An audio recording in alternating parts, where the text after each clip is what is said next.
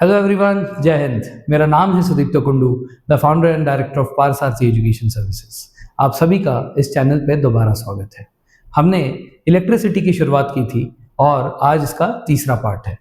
पहले दो पार्ट में हमने जो पढ़ा था उसको देखते हुए आज हम लोग थर्ड पार्ट को कंटिन्यू करेंगे। सो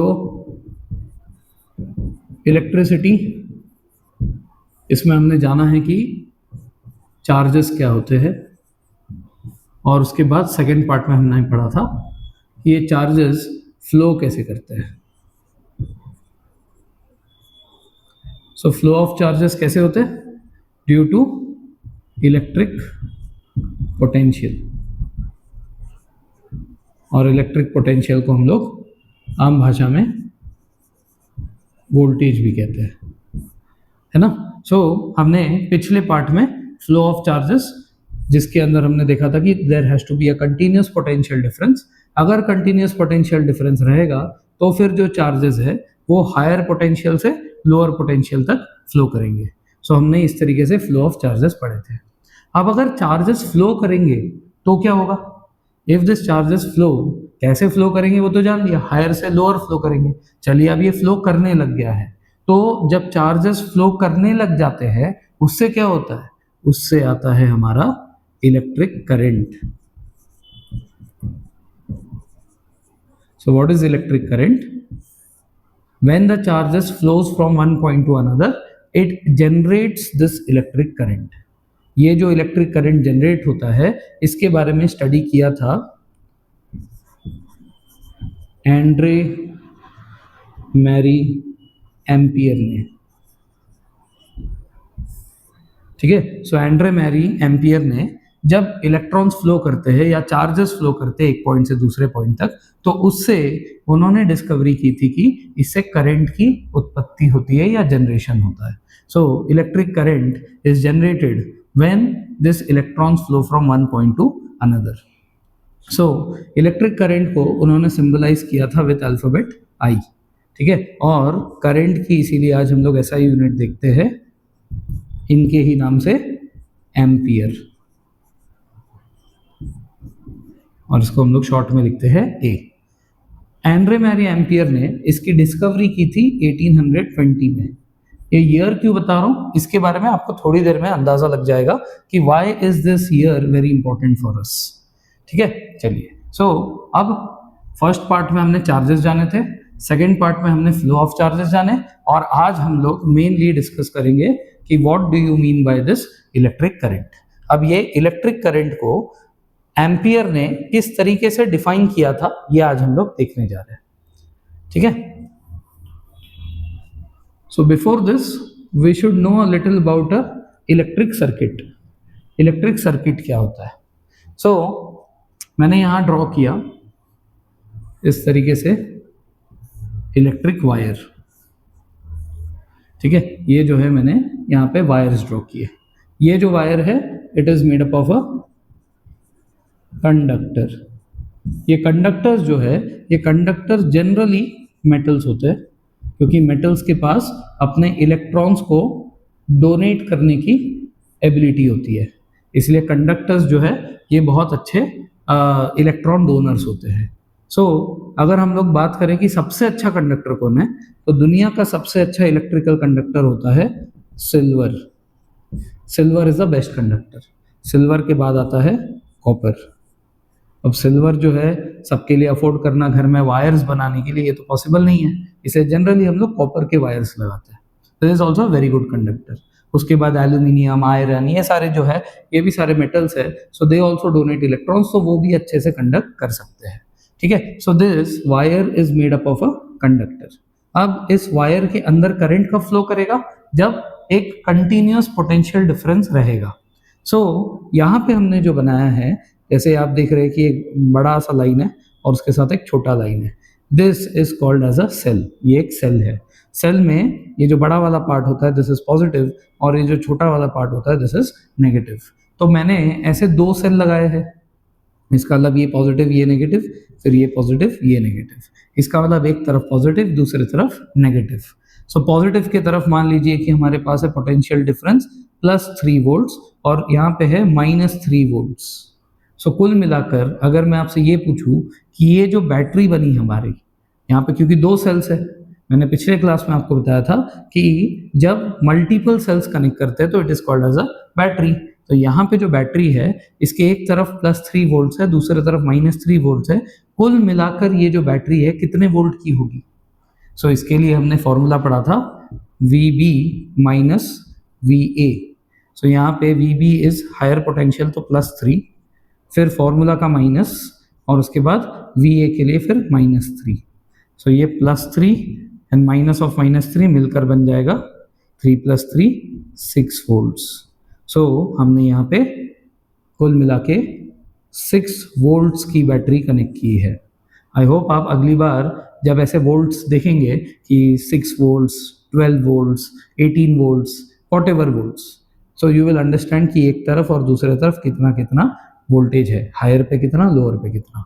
सो अब मैंने यहाँ पे एक बैटरी कनेक्ट कर दी है। तो ये जो बैटरी है इसमें ये हायर पोटेंशियल है, ये लोअर पोटेंशियल है, ठीक है। अब क्या आपके घर में लाइट 24 घंटे जलता रहता है? नहीं। तो लाइट जलाने के लिए आप क्या करते हैं? एक स्विच दबाते हैं। तो इस सर्किट में हम लोग इस तरीके से स्विच को दिखा सकते हैं। सो ये हमने इस तरीके से जो ब्रैकेट्स बना दिए। ये ब्रैकेट अगर एम्प्टी है इसका मतलब अभी ये फिलहाल स्विच ऑफ है। अगर मैं इसके बीच में एक ऐसे गोल बना दूं, ठीक है ना, सो इसका मतलब अभी ये स्विच ऑन हो गया है।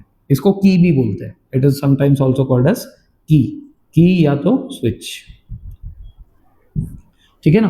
की या स्विच को दिखाने का एक और तरीका भी होता है, वी समटाइम्स शो दिस की और स्विच इन दिस वे। अब ये फिलहाल जो है ये ओपन है क्योंकि एक दूसरे से कनेक्टेड नहीं है, तो इसका मतलब अभी ये ऑफ है, स्विच ऑफ है। अगर मैं इसको ऐसे टच करवा दूँ इसके साथ तो अभी ये जो है ये की कनेक्ट हो गया, ये ऑन हो गया है। सो आई होप आपको बैटरी सेल समझ में आ गया, स्विच समझ में आ गया, और ये हमारे पास एक कंडक्टर है जो कि हमारा मेटेलिक वायर है। इस मेटेलिक वायर के ऊपर अगर मैं इस तरीके से ड्रॉ करूं, ठीक है, मगरमच्छ के दांत की तरह, तो हम इसको कहते हैं resistance. This is called resistance, ठीक है ना। वैसे ही हम कभी ऐसे बल्ब भी ड्रॉ करते हैं, ठीक है, दिस इज अ बल्ब।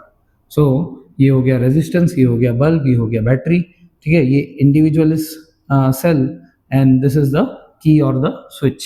तो की और स्विच को बनाने के दो तरीके होते हैं, बता दिए। अब कई बार आपको रेजिस्टेंस के ऊपर एक इस तरीके का निशान दिखाई देगा। अगर आपको रेजिस्टेंस के ऊपर ऐसा लाइन दिखाई दे रहा है, this is called as variable resistance. इसका मतलब हम इस सर्किट की रेजिस्टेंस समय के साथ साथ चेंज कर सकते हैं। कभी मैंने यहाँ पे जो है रेजिस्टेंस 5 लिया, कभी मैंने इसको बढ़ा के 10 कर दिया, कभी मैंने इसको बढ़ा के 15 कर दिया, तो इसको बोलते हैं variable, it can be changed. अगर ये लाइन नहीं है तो वो एक फिक्स्ड रेजिस्टेंस है। सो ये मैंने आपको कंपोनेंट्स ऑफ अ सर्किट समझाई, ठीक है ना। सो अब हम लोग हमारे मेन टॉपिक पे आगे बढ़ते हैं, that is electric current. So electric current की अगर हम बात करें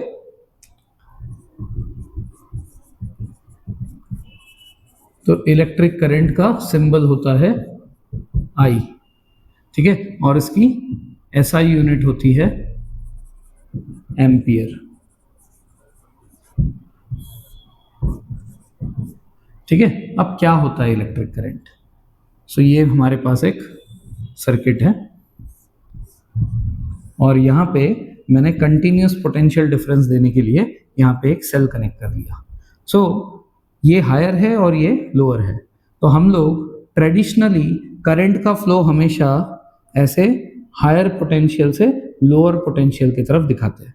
this is how we show the flow of current from positive side to negative side. ऐसा क्यों? ऐसा इसीलिए क्योंकि करंट की डिस्कवरी हो गई थी 1820 में, लेकिन 1820 में हमें कोई भी सब एटॉमिक पार्टिकल्स पता ही नहीं थे। ना इलेक्ट्रॉन पता था, ना प्रोटॉन पता था, ना न्यूट्रॉन पता था। ये सब की डिस्कवरी तो लेट 1800s में हुई थी। सो 1820 में एग्जैक्टली ये क्या फ्लो कर रहा है ये नहीं पता था। What is actually flowing we did not know. Today we know that कि electricity is nothing but flow of electrons. Electrons flow करते हैं, लेकिन 1820 में क्या हमें इलेक्ट्रॉन्स पता थे? नहीं पता थे। इसीलिए उस टाइम पे तो क्या है कि हायर पोटेंशियल से लोअर पोटेंशियल हम लोग करंट को फ्लो कर रहे थे, ठीक है ना। सो ऐसा हुआ कि 1886 में गोल्डस्टीन ने पहली बार कुछ पॉजिटिवली चार्ज पार्टिकल्स, जिसको हम आगे चल के प्रोटॉन्स कहे, 1886 में पहली बार पॉजिटिवली चार्ज पार्टिकल पता चला एटम के अंदर। उसके बाद 1897 में पहली बार जे थॉमसन ने इलेक्ट्रॉन्स की डिस्कवरी की। सो इसका मतलब 1820 में करंट के बारे में पता चल गया था, बट हमें 1897 में पहली बार इलेक्ट्रॉन्स के बारे में पता चला, ठीक है ना। सो लेटर ऑन जो बाद में साइंटिस्ट आए तो उन्होंने बोला कि अरे current is nothing but the flow of electrons, but electrons तो नेगेटिवली चार्ज होते हैं। सो अगर इलेक्ट्रॉन्स नेगेटिवली चार्ज होते हैं तो फिर हम करंट का डायरेक्शन तो ये गलत दिखा रहे है ना। सो अब ऐसा हुआ था 1820 में बता दिया गया था कि करंट जो है ये इस तरीके से पॉजिटिव से नेगेटिव की तरफ फ्लो करता है। अब 1820 से लेकर अब देखिए 1897 में तो पहली बार इलेक्ट्रॉन बस पता ही चला है। इसका मतलब और मान लीजिए 5-6 साल 10 साल और लग गए होंगे ये पता करने में कि इलेक्ट्रॉन्स जो है वो फ्लो करते हैं तो करंट आता है। इसका मतलब मान लीजिए कि कुछ अर्ली 1900 होगा, 1905 1910 ऐसा कुछ। तो इसका मतलब करीब करीब अब 80-90 साल तक हम करंट का डायरेक्शन ऐसे दिखाए जा रहे थे, है ना। So we were showing the direction of current this way 80-90 साल तक। अब अचानक से जब ये पता चला कि it is the flow of electrons तो हम लोग करंट का डायरेक्शन चेंज कर देते तो दुनिया में कंफ्यूजन बढ़ जाती। 80-90 साल तक जो चीज हम पढ़ते जा रहे थे सारे बुक्स में छाप दिए, काफी सारे साइंटिस्ट ने पढ़ लिए, काफी सारे बच्चों को भी स्कूल में पढ़ाए गए। अब अचानक से जो है बोलते थे अरे तुमने जो भी पढ़ा सब गलत था, अभी ये ऐसा फ्लो करता है, तो दिक्कत हो जाती ना, ठीक है ना। और उस जमाने में कोई ऐसा व्हाट्सएप भी नहीं था कि एक ग्रुप में लिख दिया dear students please make this corrective change, WhatsApp भी नहीं था, इतना सोशल मीडिया भी नहीं था कि लोगों तक ये बात को पहुंचाई जाती। सो दुनिया में ऐसा कंफ्यूजन रह जाता कि कुछ लोग अभी भी ऐसे यूज करते पॉजिटिव टू नेगेटिव और कुछ लोग नेगेटिव टू पॉजिटिव। सो इसीलिए today when we show that the flow of current takes place from positive to negative, this is called as conventional flow. इसको हम लोग कन्वेंशनली यूज करते हैं, but actually the flow of electricity is because of the flow of electrons.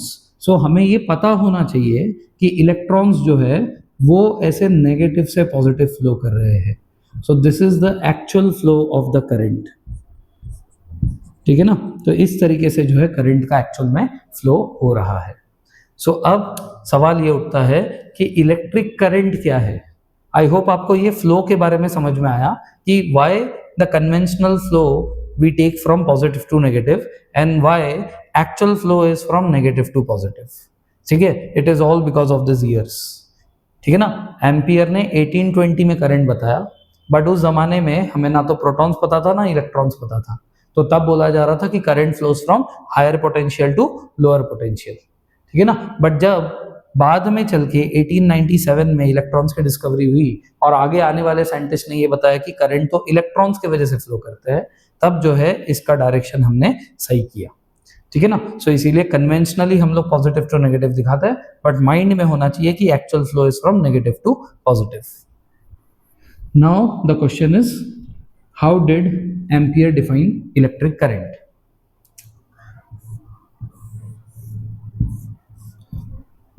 सो अभी हमने जान लिया कि करंट तो इलेक्ट्रॉन्स का फ्लो है। तो इस वायर से 1 सेकेंड टाइम में, इस वायर से 1 सेकेंड टाइम में कितने नंबर ऑफ चार्जेस, ठीक है, कितने नंबर ऑफ चार्जेस, चार्जेस मतलब इलेक्ट्रॉन्स, कितने नंबर ऑफ चार्जेस 1 सेकेंड में फ्लो करते हैं, इसको कहेंगे अपनी इलेक्ट्रिक करंट। तो यहाँ पे हमने जो है, यहाँ पे हमने एक सेल लगा दिया, ये पॉजिटिव ये नेगेटिव, यहाँ पे हमने अपना स्विच लगा दिया और स्विच को ऑन कर दिया। स्विच को ऑन करते ही इलेक्ट्रॉन्स निकल पड़े होंगे। अब ये इलेक्ट्रॉन्स बहुत फास्ट चलते हैं, कितना फास्ट, लगभग लाइट के स्पीड के बराबर, लगभग, ठीक है, एग्जैक्टली नहीं, it is almost equal to, a little less. तो 3 × 10⁻⁻8 मीटर पर सेकेंड की स्पीड से जो है ये इलेक्ट्रॉन्स दौड़ते हैं। सो 1 सेकेंड में कितने इलेक्ट्रॉन्स ऐसे दौड़ रहे हैं, इसको अगर पता कर ले तो पता चल जाएगा कि इस सर्किट में करंट कितना है। सो इसका मतलब what we need to find out, we need to find out the number of charges flowing through the circuit per unit time.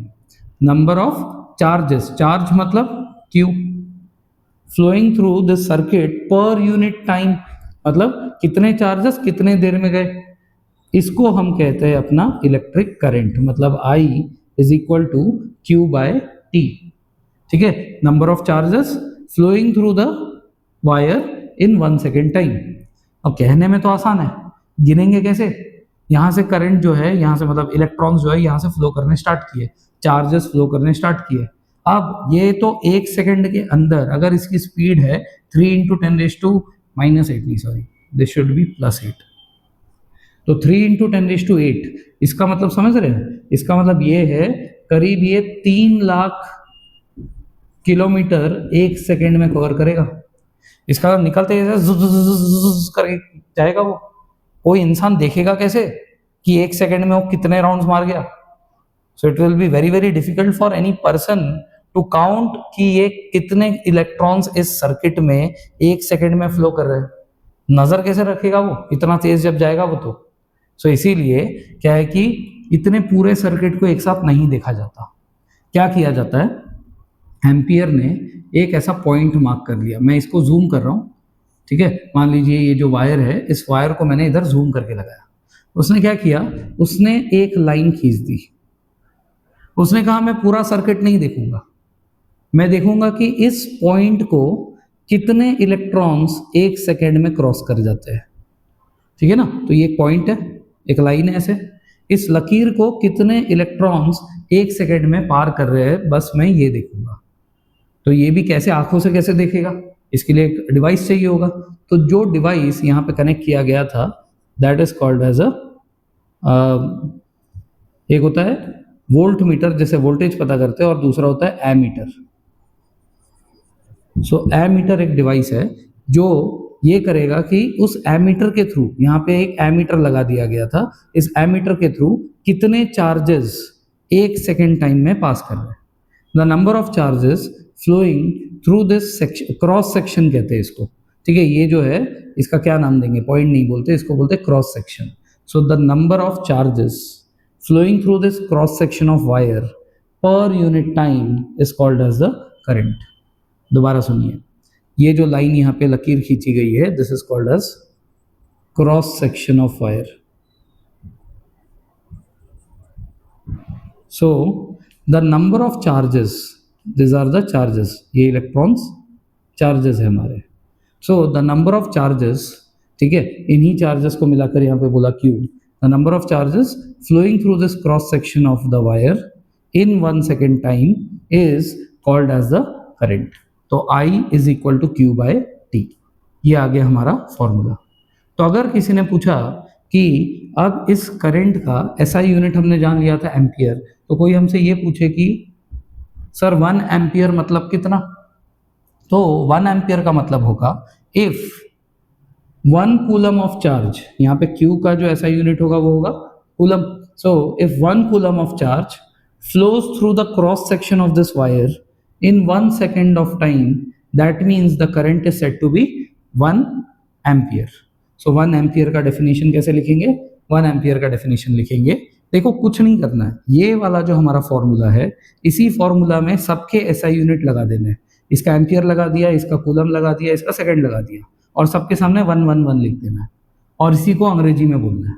क्या बोलना है? If 1 coulomb of charge crosses through the cross section of this wire in 1 second time, then the current is said to be 1 ampere. तो ऐसे 1 वाले questions आते हैं, जैसे हमने कल भी पढ़ा था कि V is equal to W upon Q। So हमने इसके बारे में क्या पढ़ा था कि what do you mean by 1 volt. तो हमने देखा था if 1 joule of work is done to bring 1 coulomb of charge from point of infinity to inside the electric field, then the electric potential is said to be 1 volt. So उसी तरीके से जैसे इसमें भी आप देखेंगे तो यहाँ पे ऐसा यूनिट लगा है, वोल्टेज का वोल्ट्स होता है, वर्क डन का जूल्स होता है, और चार्ज का C होता है, ठीक है ना, कूलम होता है। सो हमने भी यहाँ पे वही किया है, यहाँ पे हमने I का 1 एम्पियर लगा दिया, Q के लिए 1 C लगा दी, और टाइम के लिए 1 सेकेंड लगा दिया। तो इस तरीके से ये हमारा 1 का डेफिनेशन हो गया। तो एग्जाम में आपसे इस तरीके से 1 कूलम, ठीक है ना, 1 एम्पियर, 1 जूल, ऐसे सारे 1 यूनिट्स को डिफाइन करने के लिए आ सकता है। तो हमें मेन वाला डेफिनेशन याद रखना है, उसी डेफिनेशन में हर चीज की वैल्यू 1 1 करके उसको एक्सप्लेन कर देना है। तो हमने करंट क्या देखा, the number of charges flowing through the cross section of the wire per unit time is said to be our current. उसी तरह if 1 coulomb of charge passes through the cross section of wire in 1 second time then the current is said to be 1 ampere। ठीक है ना, तो ये बात समझ में आ गई। अब एक चीज और समझिए, यहाँ पे आप देख रहे हैं कि यहाँ पे मैंने वायर को इतना पतला पकड़ा था, ये इतना थिक था, तो इसके अंदर 1 2 3 4 5 6 मान लीजिए एक और जाएगा, ये 7 जा पाएंगे। अगर मैं वायर को और मोटा कर देता, ठीक है, अगर मैं यहाँ पे वायर को और थिक ले लेता और इस तरीके से यहाँ पे इस तरीके से इसका क्रॉस सेक्शन मानता, तो ऑब्वियसली बात है इसके कंपैरिजन में इसमें नंबर ऑफ चार्जेस ज़्यादा जा पाते। इसका मतलब इन 1 सेकेंड टाइम इसके अंदर से करंट ज़्यादा जा पाएगा ना, क्योंकि ऑब्वियसली बात है ये चौड़ा है। आप ऐसा मान लीजिए कि एक सड़क है जो इतनी पतली है और दूसरा एक हाईवे है जो कि इतना चौड़ा है। अब ज़्यादातर इसमें जो है कितने गाड़ी जा पाएंगे, ज़्यादा से ज़्यादा 2 3 टू व्हीलर जा पाएंगे, बट इसमें से तो ज़्यादा नंबर ऑफ टू व्हीलर्स पास कर पाएंगे ना। तो वही बात है, यहाँ पे जो है यहाँ पे गाड़ियाँ जा रही है, यहाँ पे चार्जेस जा रहे हैं। सो अगर ये जितना ज़्यादा थिक होगा उतना ज़्यादा उसमें से चार्ज 1 सेकंड में पास कर पाएगा, जितना ये पतला होगा उतना उसमें से कम चार्जेस पास कर पाएंगे। तो क्या मैं ऐसा कह सकता हूँ कि current is directly proportional to the area of cross section.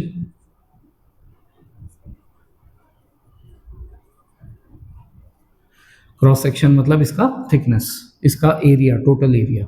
So current जो है this is directly proportional to the area of cross section. इसीलिए आप देखेंगे कि जो भी ऐसे अप्लायंसेस होते हैं जैसे टीवी, ठीक है ना, वैसे वॉशिंग मशीन, ठीक है, फ्रिज, इन सब में जो लगने वाला जो आपका प्लग होता है उससे आप जाता हुआ जो वायर है उसको देखना, वो हमेशा मोटा होगा।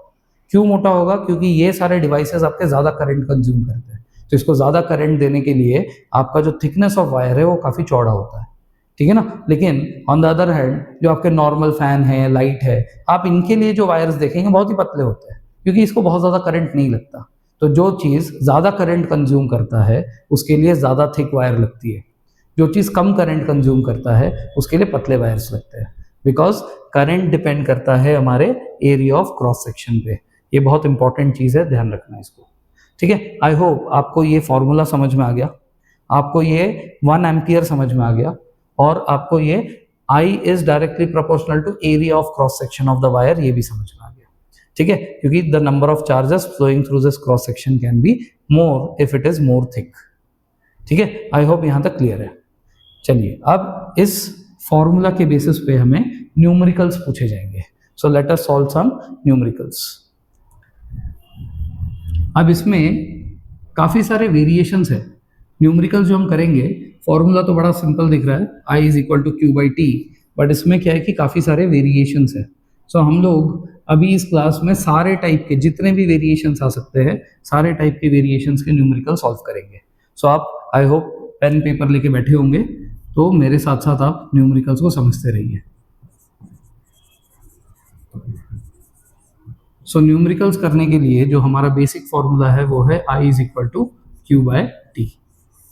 सो क्वेश्चन कैसे आएंगे, तो चलिए पहला सवाल करके देखते हैं। If 300 coulomb of charge flows through the cross section of wire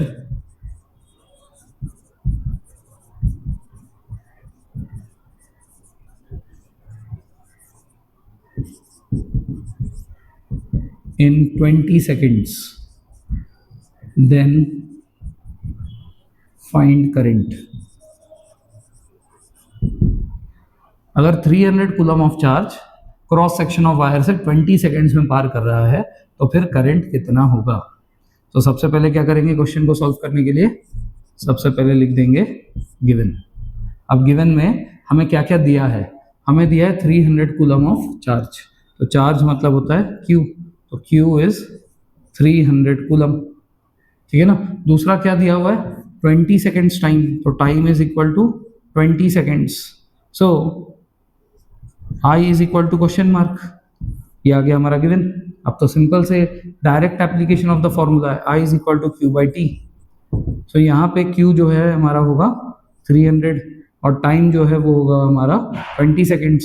तो ये 0 से 0 कट हो जाएगा, तो ये आ जाएगा हमारा 15 एम्पियर। बड़ा आसान था, ये तो शुरुआत है, वार्म अप कर रहे हैं हम।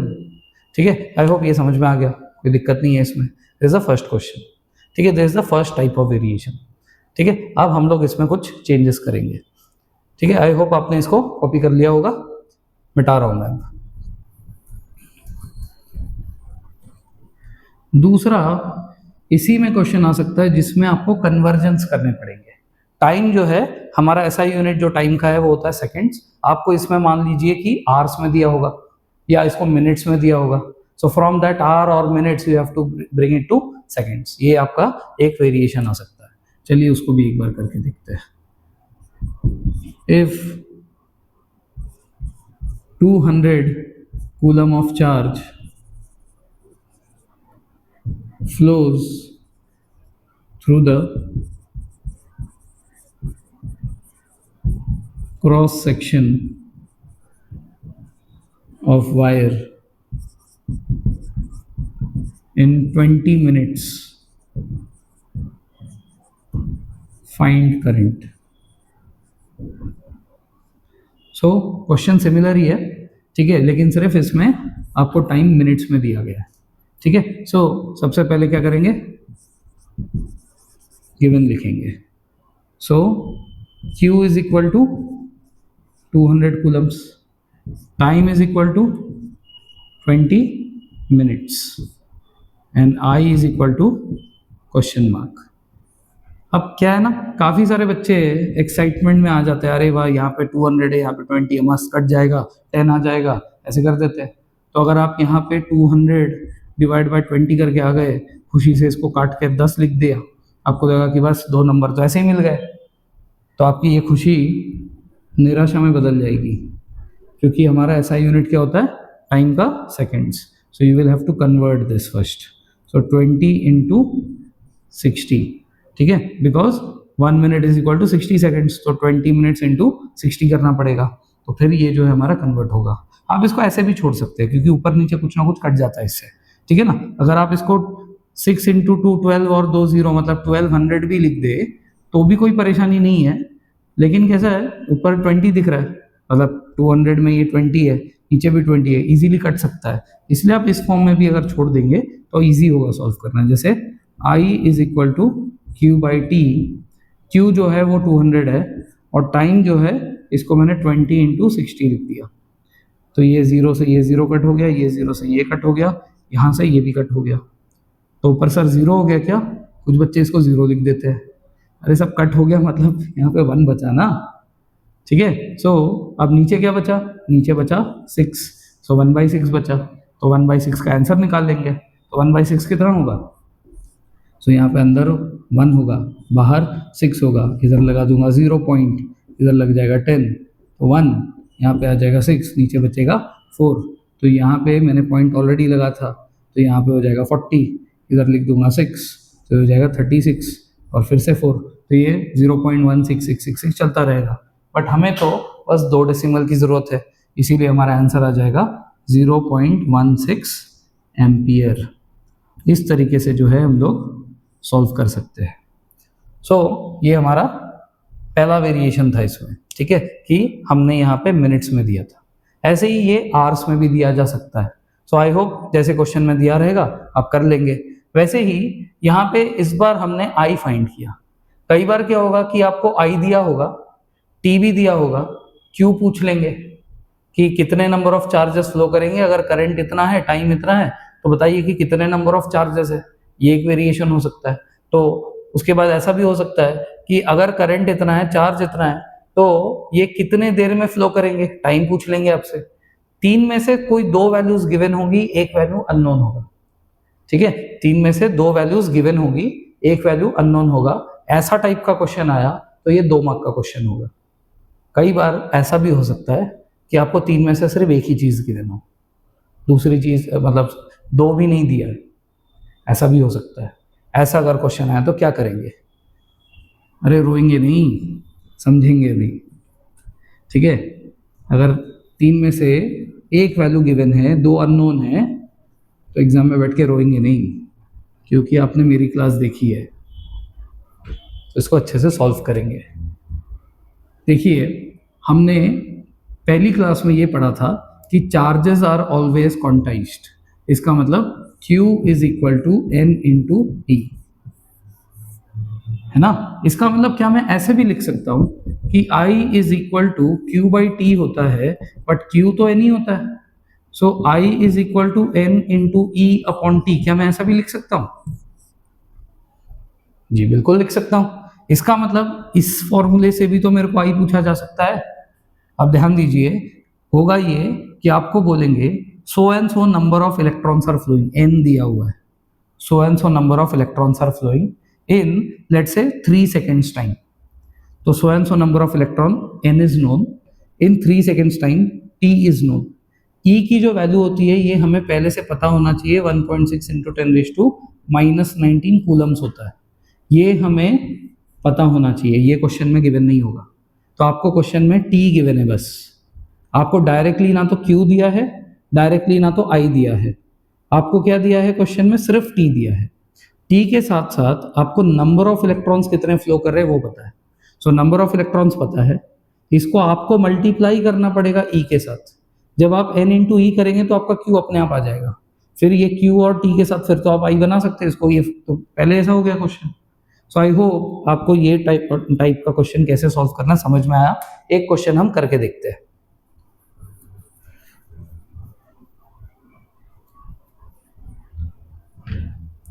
So let's say the question is,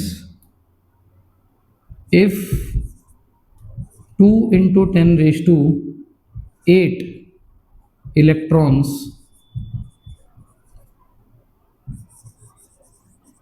flow through the cross section of wire in 20 seconds, then find current. If 2 into 10 raised to 8 electrons flow through the cross section of wire in 20 seconds, then find current. तो सबसे पहले क्या करना है, given लिख देना। अब जब गिवन लिखेंगे तो उसमें क्या क्या लिखेंगे, उसमें आप लिखेंगे n is equal to 2 into 10 raise to 8 electrons. उसके बाद E इज इक्वल टू, ये अपने तरफ से लिखेंगे, E is equal to 1.6 into 10 raise to -19 coulombs. ये N और E आ गया, ये दोनों को मिला के हमारा Q आ जाएगा, और क्वेश्चन में T गिवन था हमें 20 सेकेंड्स। सो फिर हमें I ढूंढना है। सबसे पहले तो Q सॉल्व कर लो, तो Q is equal to N into E है। सो यहाँ पे है 2 into 10 raise to 8 into 1.6 into 10 raise to -19। So यहाँ पे 2 और 1.6 से आ जाएगा हमारा 3.2, है ना। 16 2 32 और विच वन डॉट, तो ये 3.2 इंटू, अब ये -19 है और ये +8 है, तो ये हो जाएगा 10 raise to -11 coulombs. I hope यहाँ तक समझ में आ गई बात। तो ये तो आसान था। अब यहाँ पे I is equal to Q by T लगा दो, ये Q तो निकाल लिया अब हमने। सो अब ये Q की जो वैल्यू है वो है 3.2 into 10 raise to -11 divided by time कितना है हमारा 20 सेकेंड्स, इसका मतलब इधर आ जाएगा ऐसे 20। अब देखिए क्या करना है, चालाकी करनी है। अगर मैं इस पॉइंट को हटाऊँ, यहाँ पे जो पॉइंट था इस पॉइंट को अगर मैं हटाऊँ, तो क्या मैं नीचे एक 10 डाल सकता हूँ? क्यों? क्योंकि इस पॉइंट के बाद एक ही नंबर था ना, यहाँ पे डेसिमल के बाद देयर इज ओनली 1 नंबर। सो जितने भी ऐसे आगे नंबर्स होंगे उतने ज़्यादा हम लोग नीचे इस पॉइंट को हटा के जीरोस डाल सकते हैं। तो यहाँ पे ये 10 हो गया। अब ये क्या हो गया, ये नीचे हो गया हमारा 20 इंटू 10 200। सो क्या मैं इसको ऐसे भी लिख सकता हूँ 2 इंटू 100?